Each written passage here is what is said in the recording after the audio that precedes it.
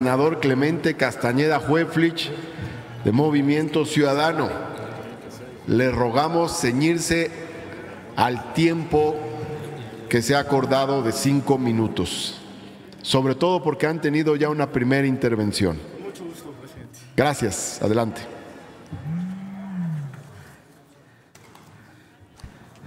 Con el permiso de la presidencia, dígase lo que se diga, lo cierto es que la política económica de este sexenio le ha servido de muy poco a las mexicanas y los mexicanos en su vida diaria. Es una política que ha profundizado la brecha de desigualdad, que ha acrecentado el descontento social y que no ha solucionado los principales retos en la materia, ni siquiera aquellos que el propio gobierno se planteó solventar desde un inicio. Y es que no podemos presumir ser la economía número 15 del mundo mientras sigamos teniendo una política económica que fabrica pobreza y que genera desigualdad. Permítanme referirme a 3 temas en esta intervención.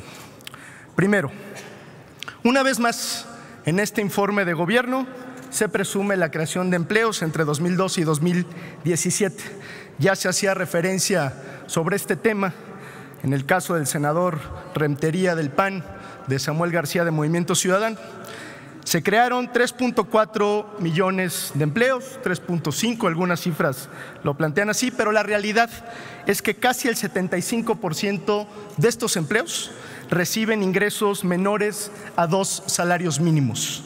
Y el problema es que seguimos teniendo un salario que no le alcanza a las familias mexicanas, que tiene a millones de personas trabajando jornadas completas y que, sin embargo, no reciben ingresos suficientes para cubrir la línea de bienestar.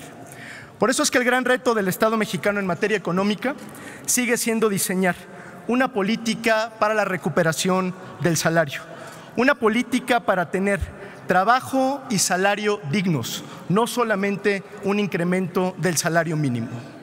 El segundo tema que quisiera abordar tiene que ver con esta especie de doble vocación recaudadora por un lado y discrecional por el otro de parte del propio gobierno federal.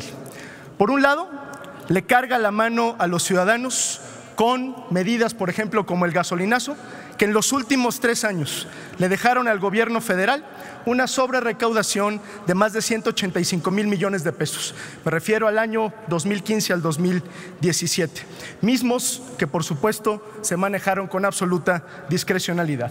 Pero por otro lado, le sigue condonando impuestos a las grandes empresas que durante los últimos años, las cifras que tenemos es que sobrepasan los casi 100 mil millones de pesos.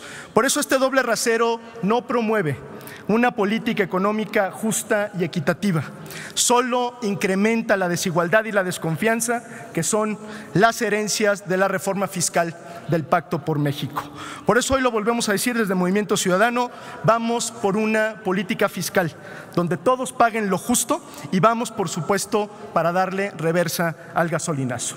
Tercero, queremos dejarlo en claro, la economía de México no está en bancarrota. Lo que hemos tenido son malos manejos, discrecionalidad y opacidad, pero ahí están los recursos y el resto es ejecutarlos con inteligencia, con transparencia y cumpliendo las expectativas de los mexicanos. Por eso el tercer tema que quiero mencionar el día de hoy es la situación del campo mexicano, que es o debiera ser un motor de la economía nacional. La industria agroalimentaria es de las principales fuentes de divisas del país y el PIB agropecuario crece más rápido que la economía en su conjunto. Pero a pesar de todo eso, persiste la pobreza, la marginación y las inequidades en el campo. Aunque el campo es un motor de la economía mexicana, el gobierno no ha podido convertirlo en palanca de desarrollo y bienestar para cientos de miles de familias que viven y trabajan ahí. Estamos convencidos que esta es una deuda histórica que debe revertirse y eso pasa fundamentalmente por tener una política económica distinta, más justa y de largo plazo.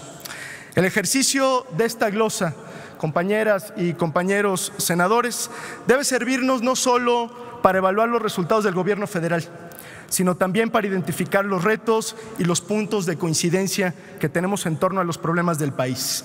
Esperamos que de aquí, en lo que hemos coincidido muchos grupos parlamentarios, se puedan desprender acciones concretas para el campo mexicano, para mejorar el salario, para tener una política recaudatoria justa, para darle reversa al gasolinazo y para tener otras tantas acciones que oxigenen nuestra política económica. Es cuanto, muchas gracias.